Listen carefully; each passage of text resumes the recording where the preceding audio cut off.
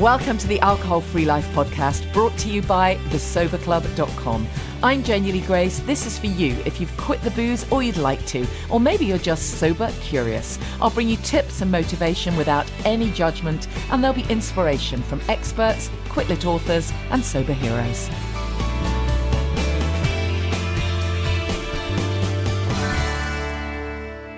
Hi and welcome to the podcast. I hope you've had a good week.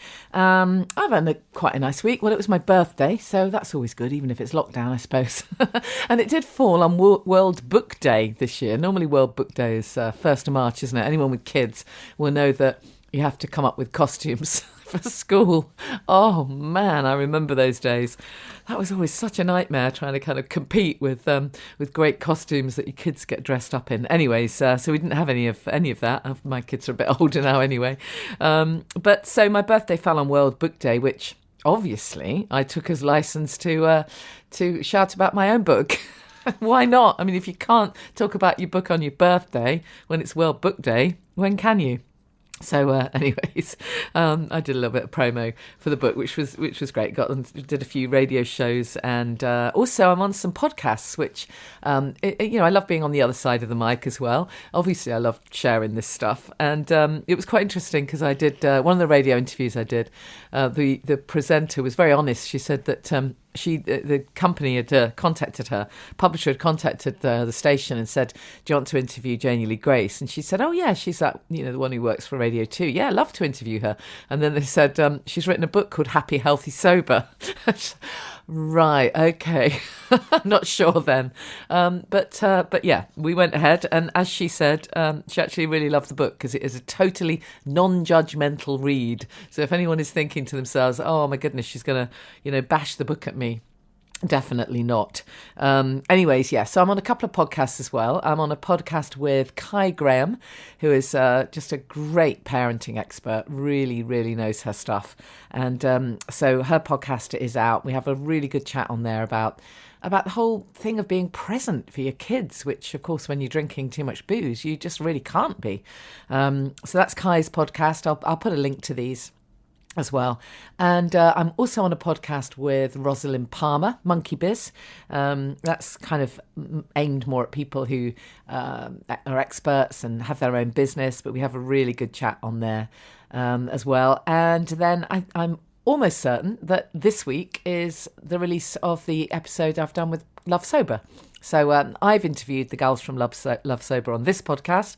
They've interviewed me once before. And this time it's Kate from Love Sober interviewing me about the book. And again, we have a really good chat about self-care. And, both of us have got experiences, but also, how both of us, because we both work as coaches, have seen the most incredible changes in other people. And I think that's obviously why we do it, isn't it? Because, any of us can keep this stuff to ourselves. I did go through a phase where I thought, I'm not going to tell anyone about this. Why should I?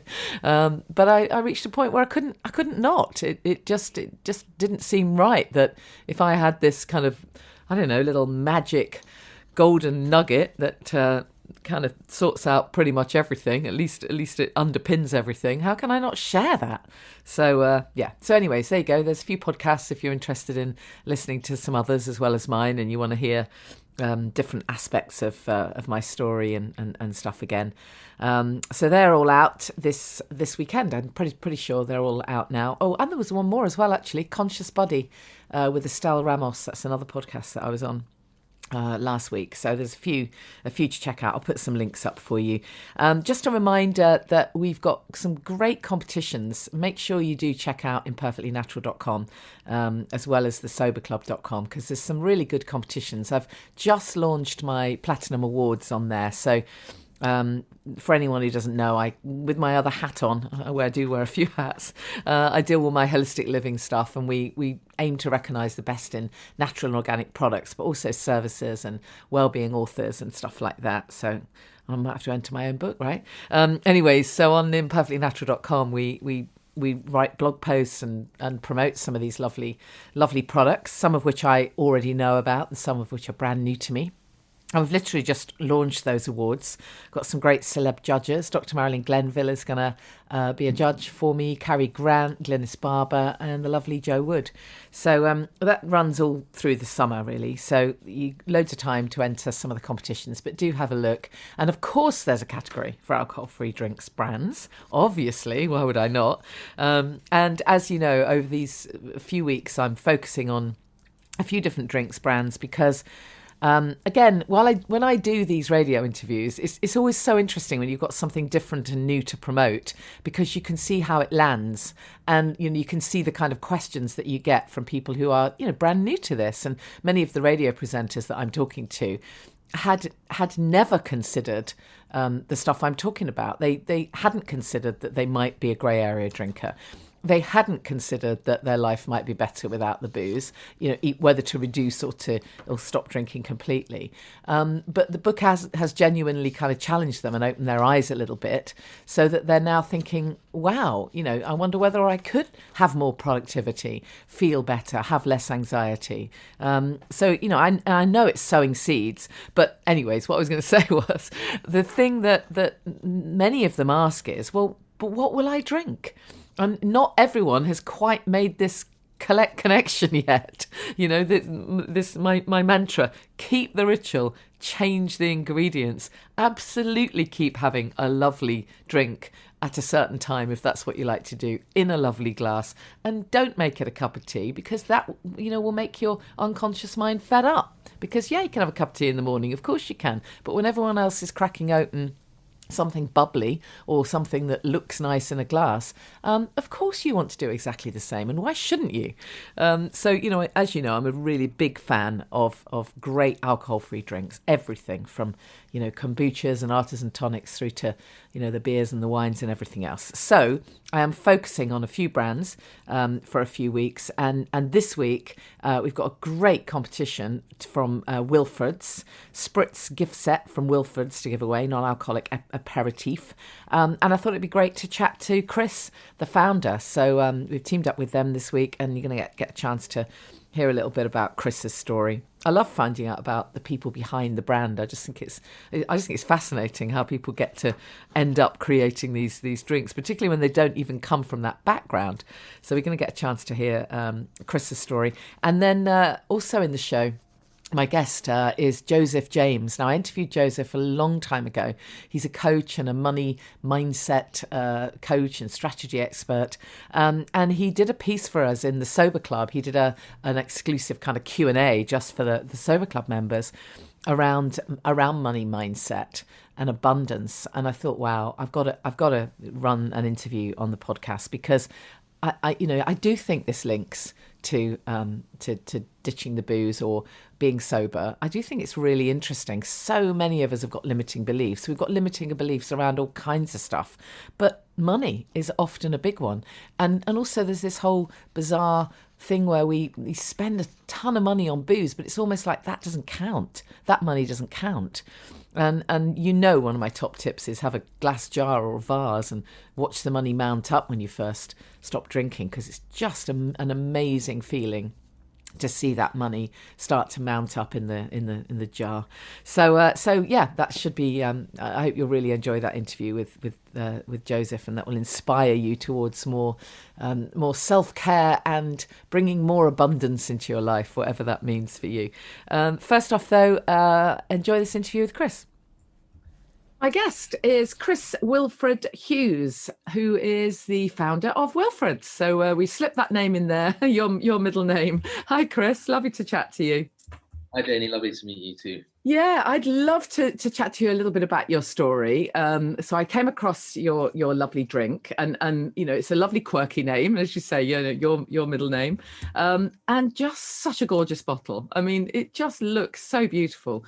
But just before we get into all the packaging and all of that, just tell us a little bit about you.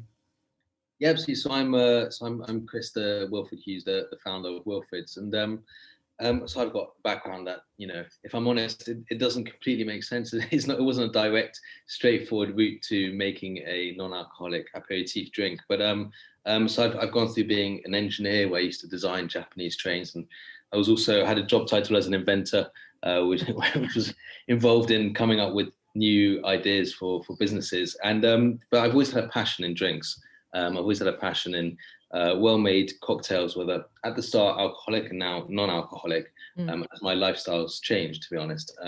And I just didn't want to drink like I used to, and it's just not a big part of my life, alcohol, and I didn't want it to be. So for me, it was really important to create something that had that flavour, that I still that complexity, but which was without the side effects or the negative effects of alcohol. So so I've gone on this long journey to eventually follow my passion, which is in the drinks industry and making drinks and cocktails and natural botanical distillates, in this case natural botanical aperitif.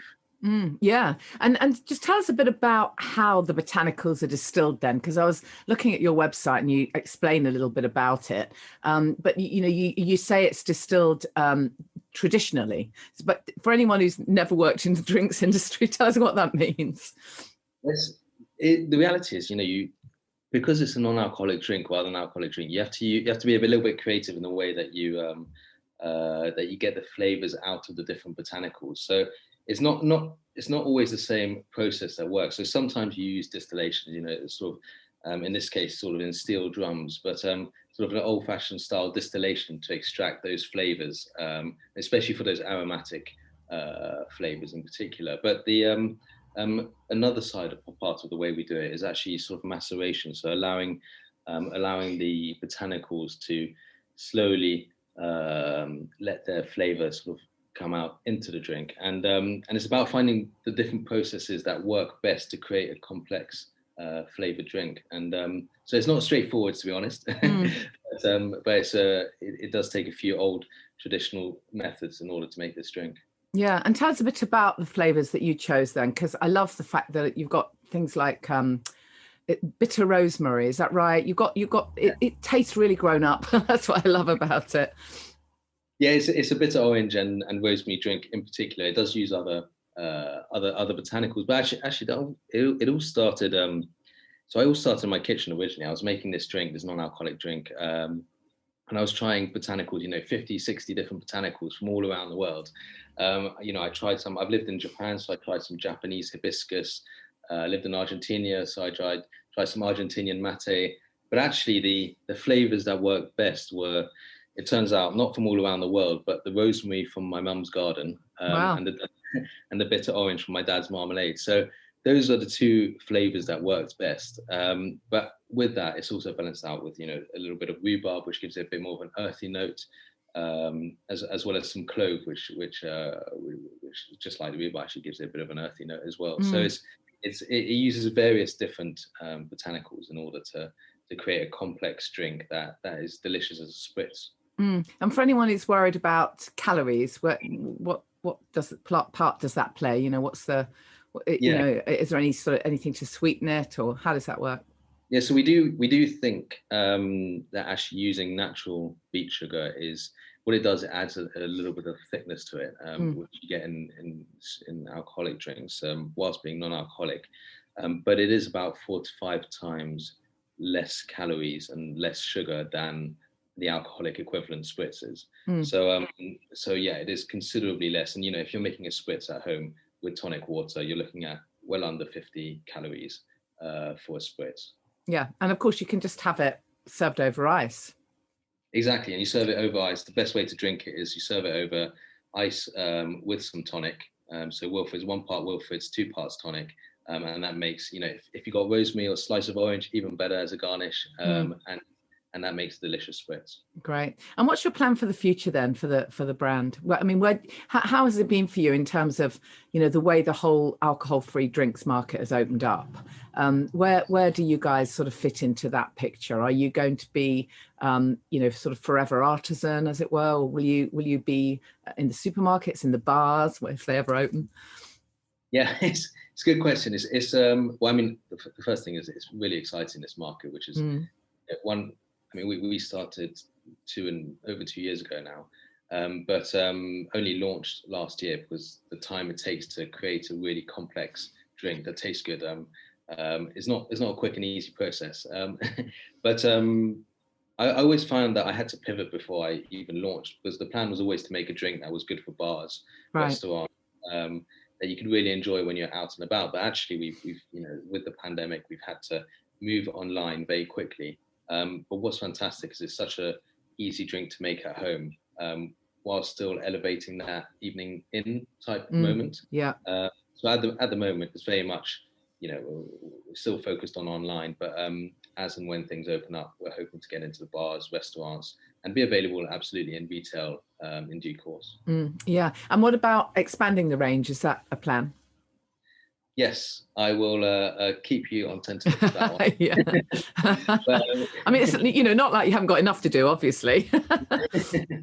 well, no, absolutely. I think we will be expanding flavors, ranges, types of drinks, and in due course. But at the moment, it was so important for me to first get one drink that tasted delicious, because it's true.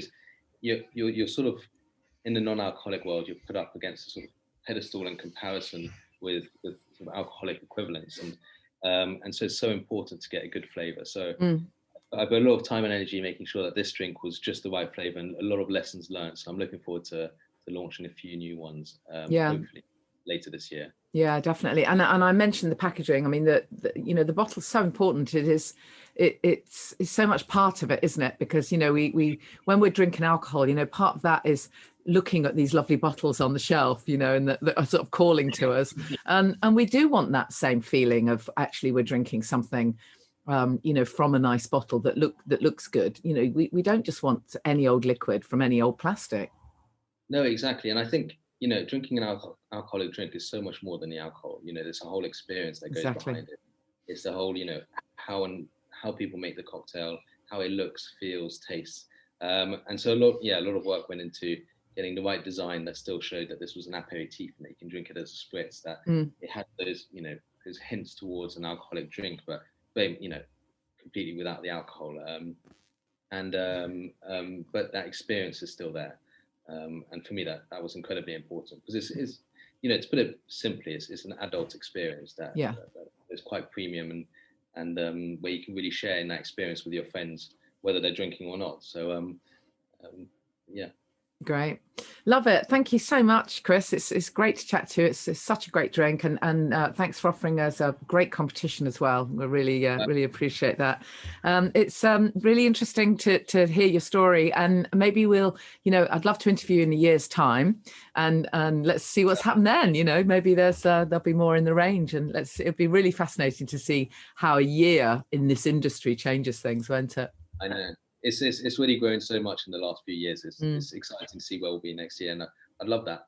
Yeah, it'd be great. I mean, I was saying to somebody the other day, if it had been, I don't know, certainly 10 years ago, possibly even 5, it would be so much more difficult to ditch the booze, particularly during a pandemic, because you just really, at the end of the day, you just want something to cheer you up. And there would have been nothing, other than a couple of really dodgy beers.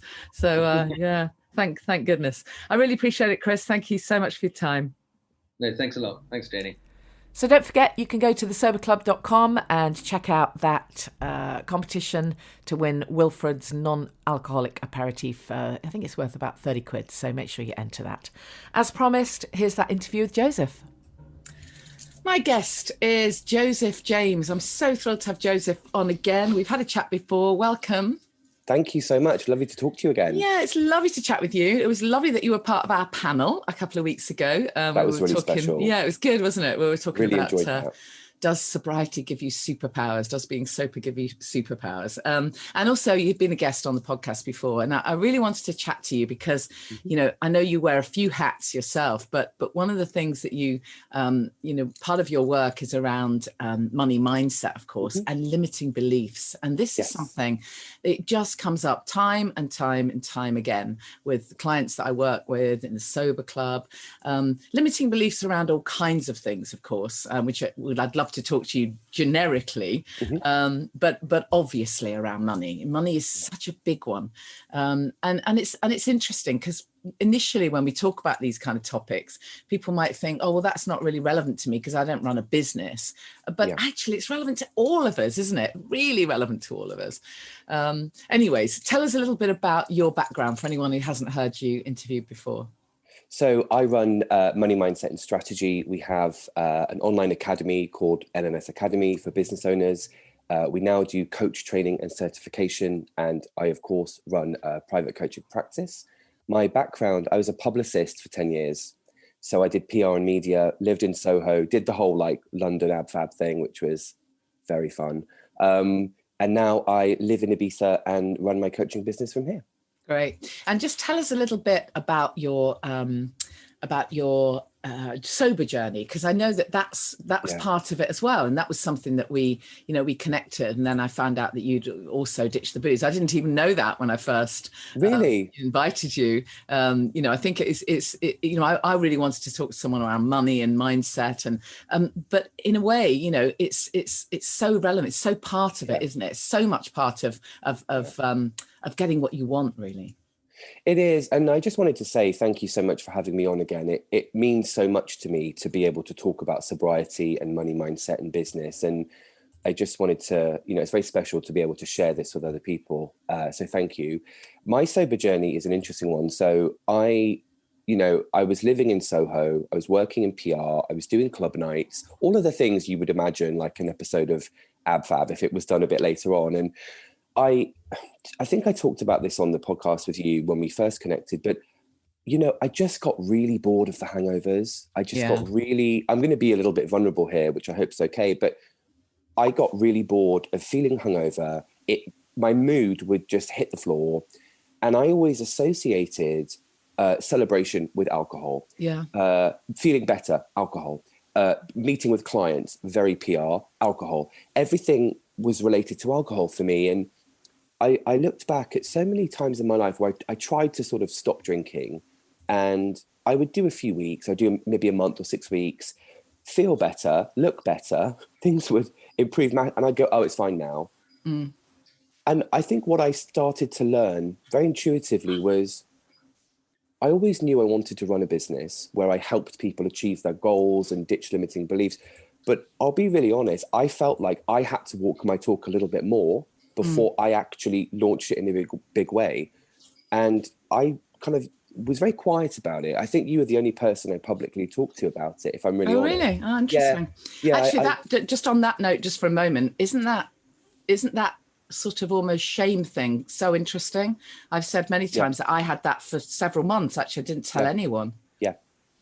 Really I felt very safe with you. It was more that I was talking a lot about money mindset and business, and I just felt like I wanted to talk about it, but I wanted to almost get it to a certain place myself before I talked about it. Anyway, very long story short, I ditched the booze, and I remember having that last glass of wine and kind of just saying to myself, done, just done. And over the next few weeks and months, it was almost like from a film. Suddenly, my intuition came back. I felt brighter. All these things I've been putting off doing, writing books, writing more courses, doing all these things, they just fell into place. I mean, there were some very not to get too woo-woo with you, but there were some very mystical things that happened in that first 6 months as well. All these things I'd been waiting to happen suddenly almost came in. And I truly believe it was because I respected myself enough to acknowledge sobriety is the best thing for me. And actually I remember my first I had a big, great result with business. And I had this moment of going, oh my God, I don't have a glass of champagne. What do I do? And it was like, you don't need a glass of champagne to celebrate. It's okay. It was really, it was finding a lot of associations again with thing. But I hope I'm not going too off topic. No, not at all. I mean, it's just that it's so ingrained, isn't it? It is so ingrained. And as you say, we can't say the word celebration without immediately thinking of champagne. We can't buy a birthday card, for God's sake, Yeah, so exactly. it's true. You must have noticed that in terms of your productivity, things changed. Like that. I was always very good at running a business. I ran my own PR business for a while. I was a freelance consultant in PR. So I was essentially a one-man business. But I I always planned around hangovers, not like every day, but all these things, suddenly I just had the time and energy to do. And the more I did them, the more got done. That sounds very cheesy, but the more I did them, the more got done. And suddenly I started the podcast, Money, Mindset and Strategy. I started writing my courses again. Those took off. I always had a good client base, but it was always very, not behind the scenes, but it was always very kind of low key. I never was very public with it. And then the more the sobriety kind of solidified, the more all these different things happened. And I just felt that, I mean, I'll be honest, I sometimes think, God, imagine if I'd done this 5 years ago. Yeah. As you know, it's my only regret. Yeah, it really is. Really. So let's talk about a little bit about the limiting beliefs. Let's just talk limiting beliefs generally then. Okay. Tell us your thoughts around, what goes on for so many of us that we hold ourselves back. Well, I just wanted to touch on something quickly that came to me in the intro. On the surface, my work is obviously money, mindset, and strategy, but it's actually about your self-worth, your self-esteem, your self-confidence. I coach people around the world with my private practice and also with my academies and my courses. And I always say to people, this is not just about money. This is about how you take care of yourself, how you show up for yourself. Two people could go into a room and one would be very happy with a certain day rate and the other would go, that's not enough for me, actually. And it's completely related to self-worth, in my opinion, and how much you feel you deserve to have and keep. So I use money in my examples, but to anyone listening to this or the podcast or anything, please understand you can still take these principles and apply them to your relationships, your home life, your personal life. So that's that bit. In terms of limiting beliefs, we all have a set of beliefs about the world. Some work really well for us, actually, and it's important that we acknowledge those. But limiting beliefs are things like, and I give this exercise to clients, so I would encourage anyone listening to do if you feel comfortable. Think about an area that you don't have what you want in. Could be money, could be anything. And complete the sentence. I never or I always. Something like that. Notice your always and your nevers. Those are very closely connected to your set of beliefs. Because, no guilt in this at all, but two people can have a very different experience in the same room based on their experiences and their beliefs. I have clients who will say things like, well, of course I would charge that a day. Why wouldn't I? There's zero resistance to having that kind of income. Other clients will do a lot of mindset work on giving them permission to actually say, you know what? No, it's not okay to call me on the weekend, because that's a money boundary as well. So it's really about looking at what doesn't work for you anymore. That's a limiting belief. That is so true. And you're right. We are all different, and it does all stem back to our sort of sense of self-worth. But also I think that, we can be open to change, right? It doesn't. I don't think it should be one of those things where we go, because so many people say to me, "Oh, this is how I am. This is my identity. I am a very anxious person." Someone said that to me on a coaching call. I am a very anxious person. Well, how about we look at that then? Because you weren't born anxious, right? There are some things we can reframe, we can change. And on that note of the money thing, it's really interesting for me, because years ago, I when my very first book came out, which was 15 years ago, scary, I kind of organically fell into having a business just on the back of the book, if you like. I hadn't planned anything at all, and I had absolutely no business skills whatsoever. And so I sort of launched into this work around the promoting of natural products and natural brands. And before very long, I was working, 24/7 doesn't cover it. It was utterly ridiculous. I was, sending emails at 2 a.m. It was just bonkers by anyone's standards, and earning very little. Really had almost no actual profit. I was just sort of so thrilled to be there, kind of thing. And then as part of my training, I actually thought, okay, time to get some training. I did one of those kind of things around archetype branding. And I'm sure you've done that kind of work. But what came up out of that was, with this particular system that I was looking at, was that my kind of number one way of being, or when I was really in my flow, I was a kind of an alchemist. I was someone who loved creating stuff and loved starting new projects. Is this the Kendall Summerhawk system? Yeah, Kendall's. Yeah, I know exactly. Kendall's. I'm in one of her trainings. Yeah, perfect. So you know all about it. So so there I was, an alchemist, but my second was humanitarian. So I kind of wanted to give everyone everything. And obviously what had happened along the way is that the humanitarian had tipped over the alchemist, because I was just doing all of this stuff for free for every single hour God sent. And really not actually really supporting who I was meant to be or doing the right kind of work. So it was really fascinating. It was brilliant. And because of that, I was able to see, okay, well, you have to go with your number one, as it were. Yeah, so I had to get back to being an alchemist and creating and projects and all the rest of it. But I had to also tick that little humanitarian box. So what I did was I just started connected with a charity, and all the projects we did raised a ton of money for this amazing tiny little integrative cancer charity. So that was just perfect, because it did that bit too. So I absolutely get this thing about our, it's the nature versus nurture, isn't it? It's which bits of us, which beliefs do we have that are great for us and do work for us, but which actually need a tweak. So true. I like to, when I do my private coaching calls, one of the things I always start when the call, obviously past the hello, how are you, bit, we go into self-praise. And I do this with my clients, and I do it in my coach training. And we always spend a few minutes on self-praise. What would you like to celebrate about yourself? What was amazing this week? And so many people can't do it. They rush past it. Yeah, I did this really well, but my challenge this week, and I'll stop them. And I'm friends with my clients, or I'm very friendly, I should say. And I'll joke and go, no, we're not going to rush past it. We're going to sit in self-praise for a minute. And they'll go, okay. And obviously it's playful, but I'll say, allow the self-praise to be here. You did amazingly. Well done. I think so many people hear money mindset coaching and they think, oh my God, I've got to focus on all the things that aren't working. Actually, you don't. There's a large part of your money mindset that will be working fabulously for you. And you should praise that part of yourself and celebrate it. But with limiting beliefs, it's about the things that aren't working for you. So people who say, I am an anxious person, I would get curious and say, how have you assigned that identity to yourself? Exactly. And what identity would you like to be true for you?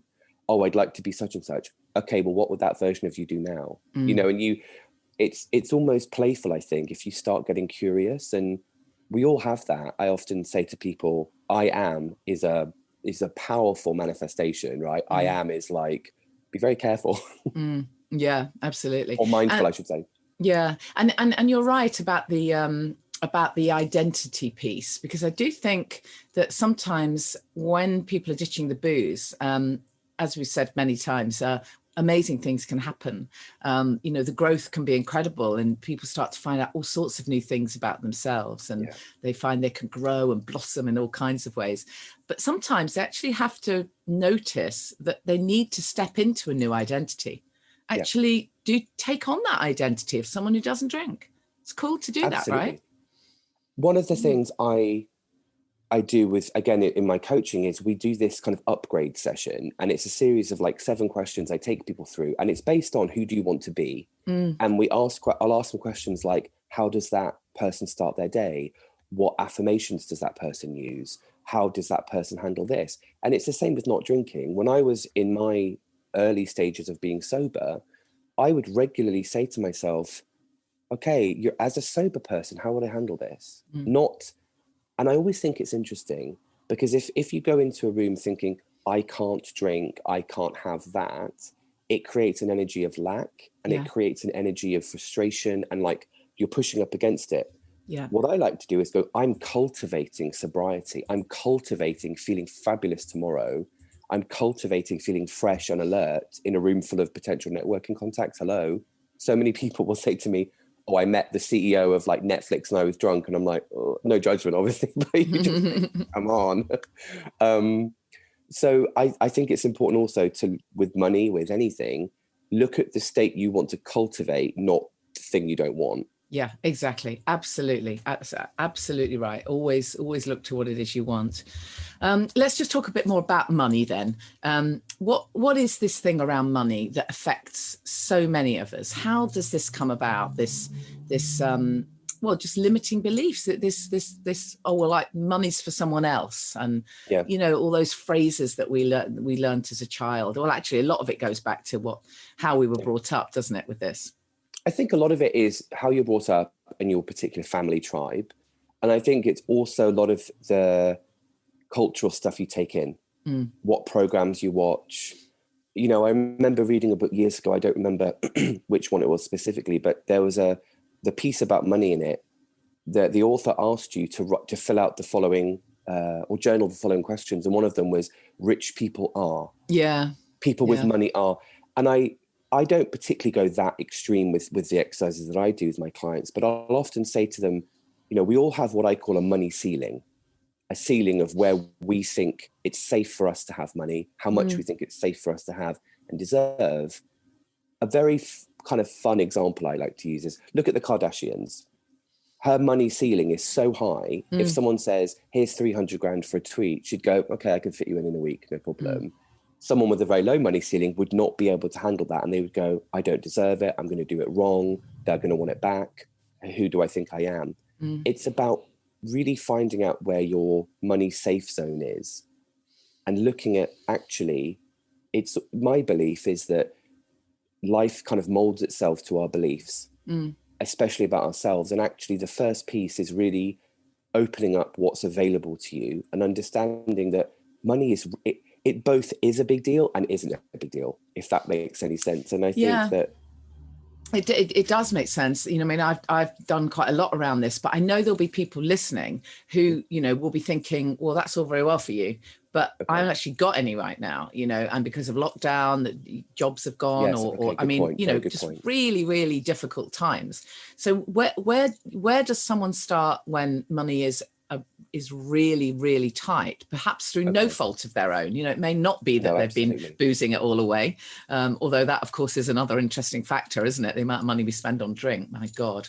But that was a huge one. Yeah, exactly. I mean, most of us just don't even count that. We just don't. I was absolutely in denial about how much money I spent. In denial. That's why I always tell everyone to get a glass jar and put the cash in so they can look at it. I did a savings account. I would put the money over every day. Amazing. Online, yeah. And I watched it grow, and I was actually both very pleased and mortified. Yeah, exactly, because we just don't count it. It doesn't count that money. I mean, I remember back thinking, I used to see like a new kind of tea, like pucker teas would have a, I don't know, turmeric gold, and I'd think, that's £4. I don't know. I know, crazy, right? In the same breath, you instantly buy a bottle of wine for £8. I mean, it's just laughable, absolutely laughable. Anyways, what was I saying? Yeah. So, for the person who really genuinely its money is really super tight right now. Okay. What do we say to them? Because you can't just say, well, obviously it's your limiting beliefs. No, absolutely. And the way I coach and teach is never accusing, or it's never from a place of guilt, and it's certainly never from a place of finger pointing. What I believe is that in that situation, if you are listening and money is tight, or you're in any kind of charged situation, there's a lot of emotional charge around it. The first thing is to be very kind to yourself with your self-talk and very soothing. Do not use panic language. And do not blame yourself. Everybody makes mistakes. If you feel like you've made one, you're human. We all do it. But don't catastrophize it. Stay very grounded. And what I would advise you do, firstly, on a mindset piece, is step into the identity of someone who's resourceful. So when we're resourceful, we can think of things to do, or people to reach out to, or things we can sell. The amount of people I'll speak to in a coaching session, and we'll talk about their brand assets, and they'll say, oh, I've got some classes I recorded last year and an ebook I did last month that didn't sell. And I'll go, great, you've got an e-course there. We can start selling that for 150 online. I'm making that up in a very quick way. But when you're resourceful, you can tune into the opportunities around you. Yeah. And of course, being sober will help you with being resourceful. Very much hugely so. Hugely so. Yeah. Firstly, because you don't have the hangover demon. Exactly. The shame spiral. God. Anyway, so I'm laughing about something, but I remember once trying to plan something with my business before I got sober, thinking like, do you know what? I'll do it tomorrow when the hangover's gone. Yeah. Anyway, being resourceful. So you want to practice stepping into that identity, calm yourself down, get yourself nice and centered, and you say, okay, if I felt really resourceful and proactive, what are 3 things I could do now to generate money? Yeah. What are 3 things I can easily do? Or 5, if you're comfortable doing 5. Get resourceful. Look at things around you that you can, you've made or you've created or you can sell, or services that you can offer. There's always things we can do to generate money online and with the people around us. Obviously, lockdown has rules on physical contact, but get resourceful. And I would also say get out of any shame or blame. Yeah, definitely. Please. And how can we start to change our limiting beliefs then around money and around our self-worth? What are a couple of tips you might give that would work generically? So I think the first is to really focus on being your own best friend. And this is a phrase that gets thrown around a lot. And I want to really, when I finally understood this, it clicked, like kind of like the sobriety thing. When I finally did it, it clicked. If you had a best friend or someone in your life, and they were constantly putting you down and not keeping promises to you and a bit rude to you, you wouldn't really want to hang around with them, and you wouldn't think very highly of them. You want to treat yourself like your own best friend. So instead of shaming or blaming or you always do this, you want to do the forgiveness work. And I always say to my clients, if you forgave your partner, they would ask you not to bring it up again. So I'd ask you to do the same with yourself. You do self-forgiveness, you don't bring it up again. Or if you do, you go back to the forgiveness piece. Be very kind to yourself. And then you want to look at, and this is where I think sometimes my approach is very different. I don't believe in looking too much at where your belief came from. We're never going to really know, are we? There's no actual concrete answer. Decide what you want to be true for you and start moving in that direction. A very practical example would be, let's say I never get paid for my work is what you feel is true. Okay. Again, no self-judgment or anger or anything like that. You want to say, it's easy for me to be paid very well for my work. Just play with that affirmation, repeat it to yourself all the time, write it down, and then ask yourself, if that were true for me, even if you don't believe it, if that was true for me, what would I do today? Yeah. What would that version of me do? And that will change things so quickly for you, just going in the direction of not thinking about when I'm there. Imagine you're there now. Yeah, love it. Fantastic. I mean, we could talk for hours about this stuff. It's really fascinating, but I think it, the whole limiting beliefs thing, once you notice it, that's the first thing, isn't it? You have to notice it first. When you're just completely living it. The person I spoke to who said to me, I'm always anxious. I'm an anxious person. Unless I challenged that, she never would have challenged it. Because she thought it was her identity, and she hadn't noticed that there was anything unusual about that. It was a fact. She didn't see it as a limiting belief. Yeah. She saw it as a fact that, just as night will follow day, she saw that as a fact. But of course it's not, it's movable. And that's what I love. So you must have seen some amazing sort of stories of transformation then with people that you work with. Absolutely. I mean, one of the things I really, when you said your clients said, I'm an anxious person, what I often do is I get very playful in my coaching. So I don't do the very heavy approach of like overly asking people to go into the past. I get quite, we get very playful. So one of the things, it's coming to mind now, a particular client, she's been with me a year, and she did say I could share this. I just want to clarify that. But she had this real issue with, charging beyond a certain point for her services. So rather than getting really heavy into the coaching, I'll go, what would high end do you do? Because I'm hearing quite low end thinking right now. Like, we'll get really playful, and she'll go, oh my God, I'd put my prices up and I would do X, Y, Z. And she doubled her income in a year through doing the physical work, but releasing this belief. Her particular belief was that she wasn't worth it.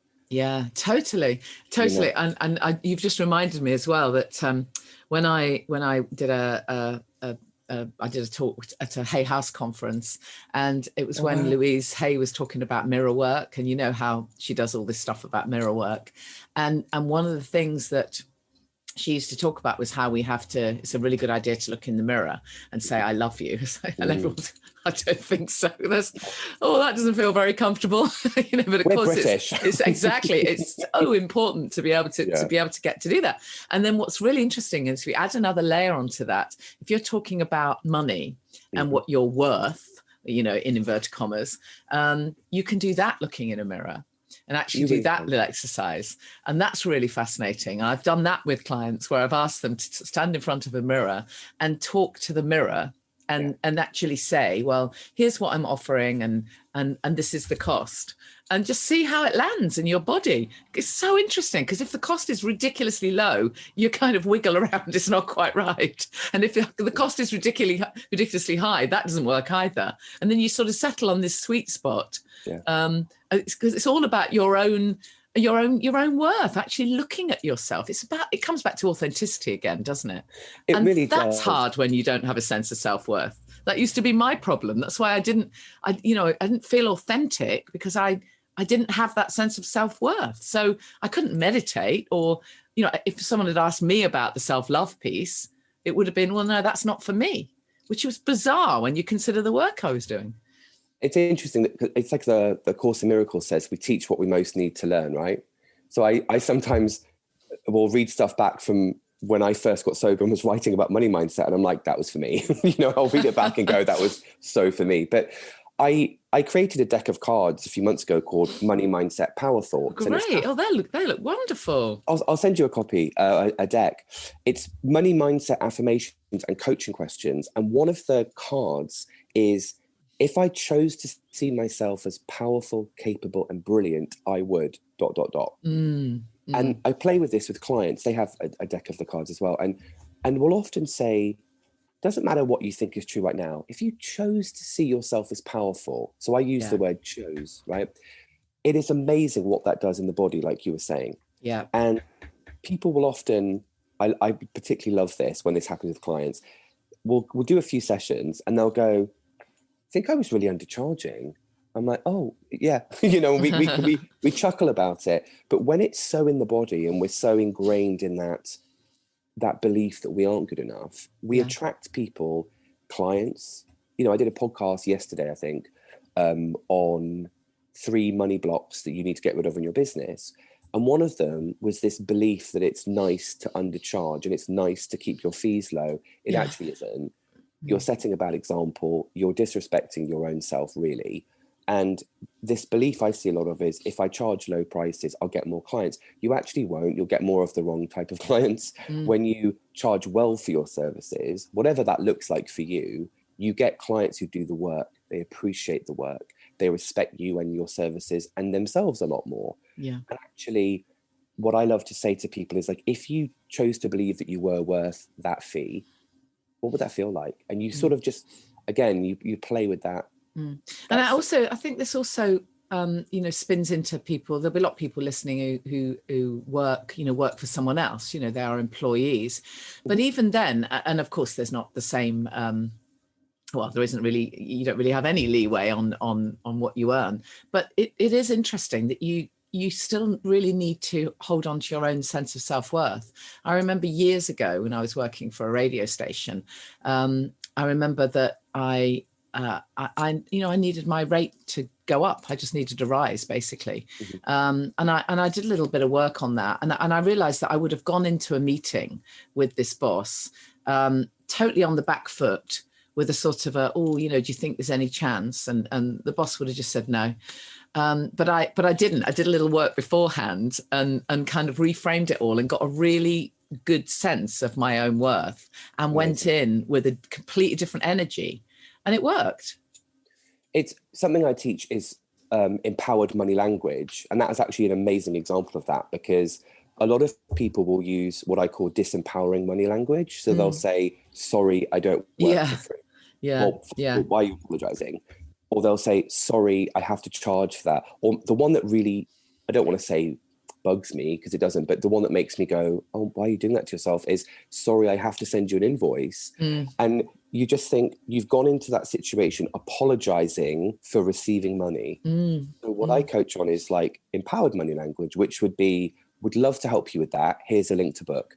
Yeah. Brilliant. Love to renew my contract for another 6 months with your station. Here's the fee that will work for me. Yeah, it's so true. And also, you know, the other interesting thing around money, I'm going to have to stop soon. I could talk forever. But the other interesting thing that's coming back to me now, I remember some of the work I did in the past was another thing that Louise Hay used to say, which was, and this was a long time ago, so it was in the day when we used to have checks. And she used to say, you're too young to remember that, Joseph. Thank you. She used to say, when you pay your gas bill, you know, when you write a check for your electricity bill or your gas bill or whatever, give it a kiss, pop it in the envelope. So like her thing was, you don't only, it's not just about you receiving money with love, you send money with love. So you know, it's a thank you that I've got gas and electricity in my house. Thank you for that. And I'm going to kiss the check as I send it, because most of us actually, we don't do that, do we? We're kind of furious while we're paying our bills, like incensed that we've got to spend our hard-earned cash on something. But actually, when you reframe that and make it that that it's just an energy, isn't it? Ultimately, I know it doesn't feel like that sometimes. I was actually coaching someone on that exact situation yesterday, and I said, you know, is often I think when that happens, it's a belief that they're taking our money, or a fear that we won't have more. Yes, it always comes back to the fear of lack, doesn't it? You know, and actually, if you chose, again, to believe that you were infinitely possible of creating abundance, how would you pay your bills? Yes. Because I said this in a workshop, I think it was about 2 years ago. And I said, you know, the abundance that we want for ourselves, we have to see others as having as well. Yeah. So you can't, for example, want to be paid really well, but then not want to pay any of your bills and not want to pay anyone else. Yeah, exactly. Exactly. It has to be an exchange. Totally. Yeah, I love that. My goodness, we could really talk forever, couldn't we? Tell us we really could. A bit about your work then, and where people find you. Thank you. So the website is moneymindsetandstrategy.com. We have MMS Academy, which is an online school really for business owners who want to do things like create different packages, different income streams and things like that. There's MMS Bootcamp, which is a 4-session kind of a money mindset booster on charging well for your services. And then we also have coach training, which is super exciting. I also do, you know, private coaching and mentoring packages. The podcast is Money Mindset and Strategy. It's all on the website. And of course, if you'd like to chat with me or anything, you can look me up on Instagram, JosephJames_official. Brilliant. Thank you so much, Joseph. Thank you. I really always appreciate love chatting with you.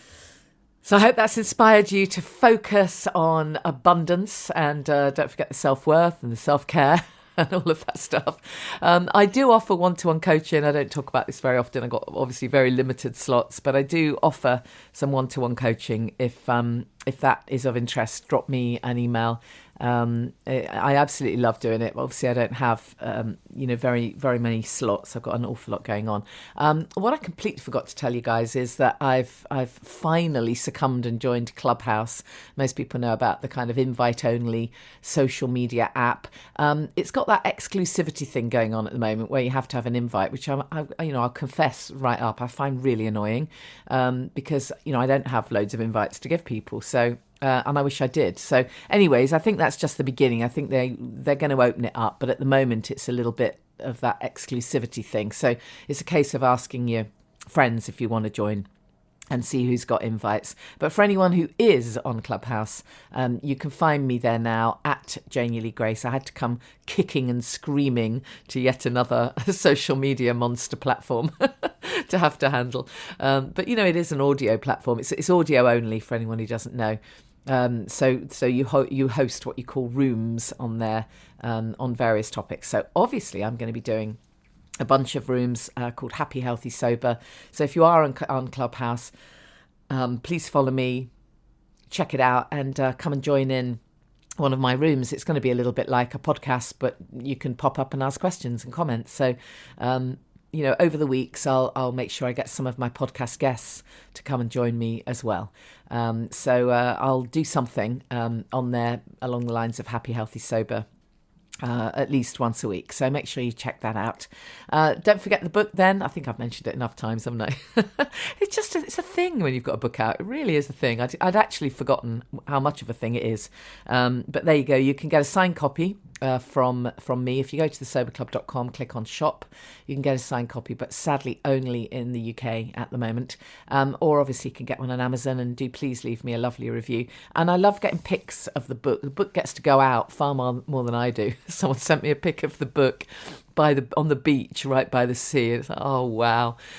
So yeah, I'd always be very happy to see your pics of the book, and of course let me know your feedback. Let me know if you've enjoyed it. Similarly with the podcast, make sure you rate and review and share it and all of that if you've enjoyed it. Whatever stage you're at, don't forget you are welcome to check out the Sober Club. It really is for everyone. If you're sober curious, you're so welcome. If you're year 6 or 7, you are also so welcome, because we really do focus on the everything. And it frustrates me when people sort of have this impression that they're going to stop drinking and that's it, they won't think about it again.